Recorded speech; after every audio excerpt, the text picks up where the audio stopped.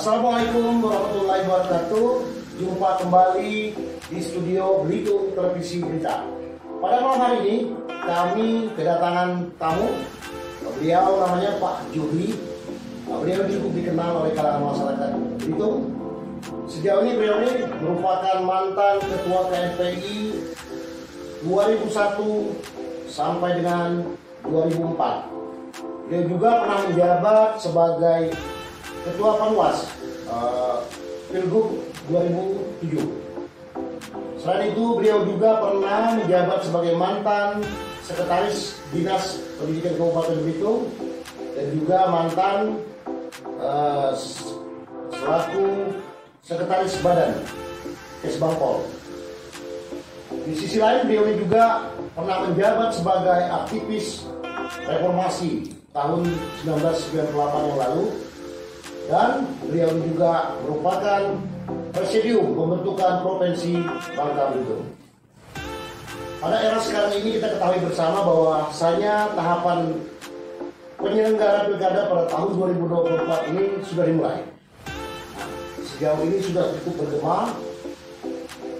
Untuk lebih lanjut, kita akan membahas siapa sebetulnya yang layak untuk memimpin Belitung di masa depan ini. Pada malam hari ini telah hadir Pak Juri. Selamat malam. Malam. Pak Juri, sejauh ini kan tahapan penyelenggara pilkada ini sudah dimulai. Begitu banyak yang sudah yang mencalonkan diri. Nah, kesan Bapak terhadap calon-calon bupati maupun wakil bupati yang sudah mendaftarkan diri di partai politik ini seperti apa? Ya, terima kasih atas pertanyaannya. Memang mengamati perkembangan beberapa bulan terakhir dari seluruh partai politik yang sudah membuka pendaftaran terhadap bakal calon yang akan maju atau sebagai kontestasi pilkada tahun 2024, itu memang cukup menarik. Jujur, karena jumlahnya yang juga banyak, selain itu juga dari kalangan yang beraneka ragam. Maksudnya beraneka ragam itu dari kalangan-kalangan baik itu generasi muda maupun generasi yang sudah senior. Bagi saya sebenarnya bukan persoalan siapa yang akan mencalonkan diri, tetapi yang paling penting itu adalah bagaimana mereka bisa membawa Belitung ke depan. Belitung ke depan itu mau dibawa seperti apa? Dan sosok pemimpin yang benar-benar ideal untuk memimpin Belitung itu, kita sebenarnya, kalau saya pribadi sudah punya kriteria menurut saya. Kenapa saya berani bicara kriteria? Karena saya ini adalah mantan istilahnya itu reformasi. Belitung masa depan tahun 1928. Jadi sebagai aktivis, saya tahu betul watak-watak mereka yang saat ini hadir sebagai kontestan. Itu kita sudah tahu. Satu-satu saya sudah mengamati dan saya sudah coba untuk membedahnya. Dan mereka sebenarnya bukan tidak layak, semuanya layak. Siapa yang mencalonkan hari ini lewat partai-partai itu semuanya sudah layak. Cuma ada yang harus diperhatikan, bahwa Belitung ini bukan hanya sekedar retorika. Membangun Belitung bukan hanya sekedar wacana. Membangun Belitung juga bukan hanya sekedar istilahnya itu cita-cita. Tapi membangun Belitung itu benar-benar merupakan action. Action dan merupakan satu aktivitas untuk bagaimana Belitung akan lebih maju ke depan. Kalau dilihat dari sekian banyak tokoh-tokoh itu, sebenarnya bagi saya penilaiannya enggak istilahnya itu enggak full lah ya. Kalau saya sebagai mantan guru juga menilainya itu, kalau dari 10 itu mungkin baru ada yang dapat nilai 6, 7, 8, 9. Kalau lebih spesifik Pak, kekurangan mereka gimana? Sebenarnya kekurangan mereka itu adalah masalah pertama yang perlu kita catat. Mereka itu adalah orang-orang yang hadir ke Belitung itu ketika mereka itu istilahnya ingin mencalonkan diri saja. Jauh sebelum itu mereka tidak pernah berbuat untuk Belitung. Saya yakin mereka juga istilahnya baru sekarang mengaku saya orang Belitung, saya dilahirkan di Belitung. Tapi pada saat contohnya pada saat reformasi 98, mereka lari kemana? Sembunyi di mana? Ketika Provinsi Bangka Belitung dibentuk, mereka ada di mana? Apa partisipasi mereka? Tidak punya partisipasi. Iya. Nah, oleh karena itu berdasarkan penilaian itulah saya berani untuk melakukan ya analisa terhadap kualitas yang daripada masing-masing kandidat. Nah, itu saja sebenarnya. Kita udah tahu mereka ada di mana pada saat itu. Kalau kembali menurut Pak Juri, layaknya seorang yang patut untuk mencalonkan diri dan dipilih oleh masyarakat Belitung untuk memimpin Belitung ini, orangnya seperti apa? Ya, pertama, selain energik, dia juga harus mempunyai intelektual yang cukup. Mengurus birokrasi itu bukan seperti mengurus sebuah perusahaan. Jujur, mengurus pemerintah ini tidak sama dengan mengurus sebuah perusahaan. Jadi, pemerintah itu bukan manajer, bukan direktur dari sebuah lembaga perusahaan, tapi dia adalah pemimpin yang semuanya orientasinya adalah bagaimana memanage semua aturan-aturan yang ada dari tingkat daerah sampai ke pusat. Kalau saya jujur menginginkan sebetulnya dari pengamatan saya, dan saya sudah pernah bertemu dengan beberapa teman-teman, baik itu aktivis maupun mereka itu adalah dari kalangan media, di kalangan LSM atau NGO, mereka semuanya sebenarnya kami ingin, saya hanya ingin menyarankan sebenarnya kalau ini berkenan, kami ingin menginginkan sebenarnya Pak PJ Bupati kita yang sekarang ini, Guspian ya, MBR, kalau beliau berkenan, kami menginginkan beliau yang akan maju. Kenapa? Karena pada saat ini beliau memang sudah aktif ya untuk berkecimpung di dunia pemerintah di Kabupaten Belitung. Selain juga pembangunan ini akan diteruskan, ya diteruskan di masa yang akan datang. Kita butuh orang-orang birokrat yang mengerti bagaimana mengatur tatanan pemerintahan ini. Ini bukan hanya sekedar coba-coba. Kita butuh orang yang sudah pernah yang mengatur, ya, atau sudah pernah memimpin, atau sedang memimpin. Jadi sekali lagi dengan hormat, kalau saya dan beberapa kawan-kawan menginginkan, mohon izin kepada Pak PJ, kiranya beliau bisa ya, untuk mencalonkan diri atau ikut dalam kontestasi Pilkada 2024. Oke, kalau ya. kita melihat sebuah harapan Pak Juri, ini tentunya kan menuju kepada PJ yang layak untuk memimpin Belitung sebagai bupati. Nah, tentunya kan ada pengorbanan-pengorbanan besar yang harus beliau pertaruhkan intinya ya kan. Nah, kalau Pak Juri melihat dalam kacamata politik, sejauh mana nih keyakinan Pak Juri bahwa ketika pada nantinya beliau ini mencalonkan diri, apakah mungkin gitu untuk menggapai harapan yang seperti tadi Bapak Juri katakan menjadi bupati gitu. Inilah nilai plus. Seorang birokrat aktif itu memang tidak gampang untuk bertarung di dunia politik. Sesuai dengan aturan yang ada bahwa beliau mesti harus mengorbankan statusnya sebagai pegawai negeri sipil, harus berhenti sebagai pegawai negeri sipil dan harus berhenti sebagai PJ Bupati. Nah, ini kan suatu pengorbanan yang besar. Tidak seperti yang istilahnya kita bayangkan, oh kita selalu berkorban bicara tentang materi. Tidak begitu. Memimpin ini adalah pertanggungjawaban beliau kepada masyarakat Belitung, itu keseriusan beliau. Kita minta beliau serius untuk mencalonkan ini sehingga dikorbankanlah jabatan, kedudukan, semua itu kan sebuah pengorbanan yang luar biasa. Apalagi karir beliau kita pastikan, kalaupun beliau tidak mencalonkan sebagai bupati, nanti beliau di tingkat pusat akan mendapatkan jabatan dan kedudukan yang cukup lumayan. Oke, alasan lain Pak, Bapak begitu yakin ketika PJ ini katakanlah mencalonkan diri sebagai bupati, seberapa besar keyakinan Bapak bahwa beliau akan terpilih?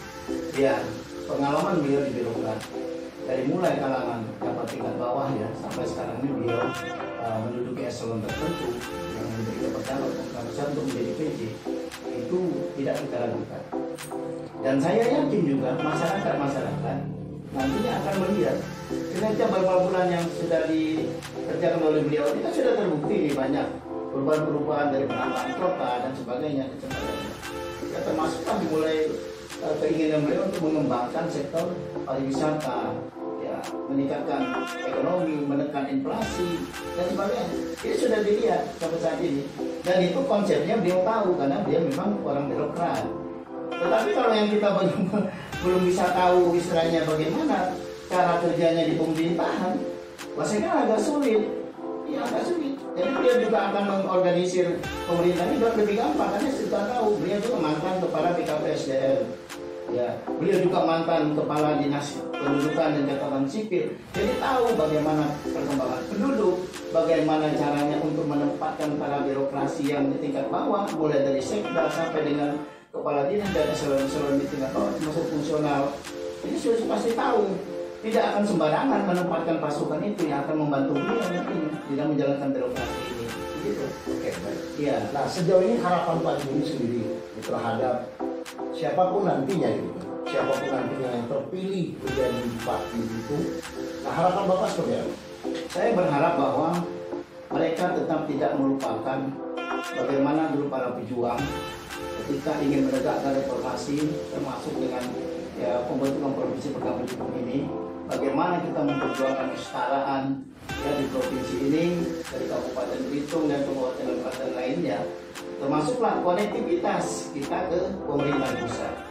Jadi kalau kita lihat gerak beliau sampai saat ini, Pak PJ, kenapa saya mohon beliau untuk dapat mempertimbangkan harapan masyarakat ini, bukan harapan saya saja, ya karena beliau punya konektivitas, ada link yang istilahnya apa ya, gampang untuk dikomunikasikan di pemerintahan pusat.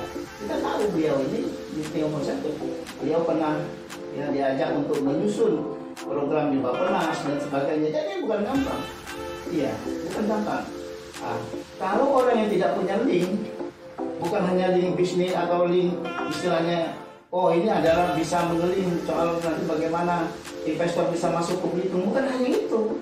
Tidak sesederhana itu. Kenapa? Yang paling penting itu bagaimana pemerintah daerah bisa connect dengan pemerintah pusat. Itu yang paling penting. Ya, saya kira begitu kan. Nah, satu lagi Pak, harapan Bapak khususnya ini kepada masyarakat itu. Ya, nanti ketika masanya telah tiba untuk memilih bupati maupun wakil bupati. Nah, harapan Bapak kepada masyarakat itu seperti apa? Ya, jadi sebelum saya jawab itu, tadi disinggung masalah wakil bupati. Saya sangat setuju sebenarnya orang yang akan mendampingi seorang birokrat dan orang yang istilahnya yang cocok atau ideal itu ada juga sama-sama praktisi ekonomi dan mereka ya kita pastikan bahwa mereka akan bisa membangun Belitung dan mereka selama ini sudah bergerak di bidang pembangunan di Belitung di sektor ekonomi ya di sektor yang lainnya lah ya yang selain berkaitan dengan sumber daya alam dan sumber daya manusia. Ya, saya kira yang cocok mendampingi Pak PJ juga dengan hormat. Ya, saya menginginkan beliau ini sebenarnya berpasangan dengan seorang pengusaha yang tenar. Ya, berinisial. Bocornya ya, inisialnya. Inisialnya A. Ya, mudah-mudahan nanti ya Pak PJ ini dengan ya pengusaha besar yang berinisial A ini bisa betul-betul bersinergi. Kita yakin satu sisi birokrasi kita sudah menguasai, sisi lain adalah para istilahnya pengusaha yang memang sudah berjuang untuk Belitung selama ini ya dan ini sudah terbukti gitu. Oke, Ya. dalam konteks masih pesan Pak ya. Nah, ketika masyarakat nanti salah memilih, maka 5 tahun akan menderita. Nah, terkait pilkada pada tahun 2024 ini kan isu sudah berkembang, sangat rentan money politik. Nah, ini harapan Bapak terkait calon-calon yang mempunyai kekuatan ekonomi ini seperti apa Pak? Saya berharap karena saya mantan pengawas ya, wah saya mantan Panwas Ketua Panwas di Pilgub 2007. Saya berharap bahwa kinerja KPU, kinerja Bawaslu, Panwaslu, Panwasdes ya, yang ada di kecamatan dan di desa itu harus maksimal atau optimal. Kenapa? Karena selama ini kecolongannya itu di kinerja. Pengawasan yang mungkin kurang, ya ini maaf, ya bukannya tidak maksimal, tapi kurang maksimal, ya karena masih sering terjadi adanya money politik, ya adanya istilahnya upaya-upaya bagaimana untuk ya membeli suara, ya kepada masyarakat dengan iming-iming tertentu, ya ini sebenarnya kinerjanya adalah ranahnya adalah ranah Panwas, Bawaslu dan Panwasdes, gitu. Ya. Oke Pak, untuk statement closing, ini pesan Bapak. Statement closing ini seperti apa? Ya, pertama saya pesan mari kita tetap menjaga konektivitas supaya tetap kondusif Belitung ya, di dalam tahun politik ini. Kita juga berharap masyarakat mulai cerdas ya, untuk menggunakan hak pilih atau hak suaranya, dan masyarakat untuk tidak terobsesi atau dengan iming-iming dan janji-janji para kandidat, namun benar-benar kita membutuhkan kualitas dan orang yang mempunyai ya mumpunilah atau yang mempunyai kesanggupan untuk memimpin daerah. Belitung ini hebat. Kalau dipimpin oleh orang yang tidak hebat, maka tidak ada artinya Belitung. Ya, kita menginginkan ini akan terjadi perubahan di masa yang akan datang. Tidak seperti yang sudah-sudah dan tidak seperti yang lalu-lalu gitu ya. Jadi tidak hanya omdo juga. Jadi tolong diperhatikan masyarakat yang harus cerdas. Jangan yang cuman istilahnya mereka yang euforia, mereka juga yang sifatnya itu tebar pesona, mereka juga yang pandai istilahnya itu istilah orang itu ya mencari muka ya.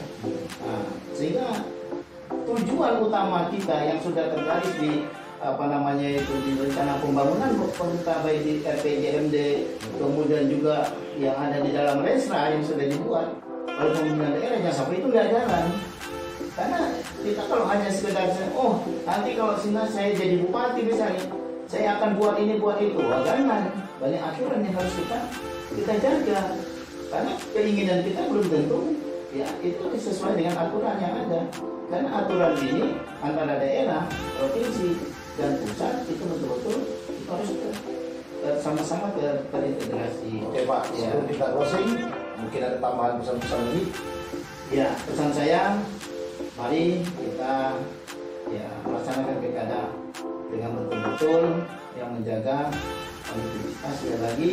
Kemudian kita juga ya bersainglah secara sehat ya, para kandidat supaya tidak melakukan kecurangan yang akan merugikan masyarakat itu sendiri. Saya kira ini pesan saya selaku mantan ketua PPI, mantan ketua Panwas, saya juga dari dinas pendidikan, tentu saja sektor-sektor yang sebenarnya saya ya duduki itu jangan sampai nanti malah ya, karena kita tahu sektor yang pendidikan itu merupakan tempat pencetak kader depan. Ya sampai anak-anak kita ya jadi tidak usah dijanji-janjiin, tapi yang penting kandidat jangan menjanji-janjikan bahwa nanti akan dapat ini pendidikan gratis, tidak usah, karena sudah ada formatnya di dalam Renstra yang sudah dibuat oleh pemerintah daerah. Iya. Oke, sebelumnya terima kasih Pak Juri sudah hadir di studio Belitung Provinsi kita. Tentunya ini apa yang disampaikan Pak Juri bisa menambah wawasan kalangan masyarakat Belitung sebelum tiba hari pemilihan Bupati dan Wakil Bupati Belitung pada tahun 2024 ya. Baik pemirsa Belitung Provinsi, demikian perbincangan hangat kami dengan Pak Juri. Di akhir kalam kami ucapkan wabillahi taufiq wal hidayah. Wassalamualaikum warahmatullahi wabarakatuh. Waalaikumsalam warahmatullahi wabarakatuh.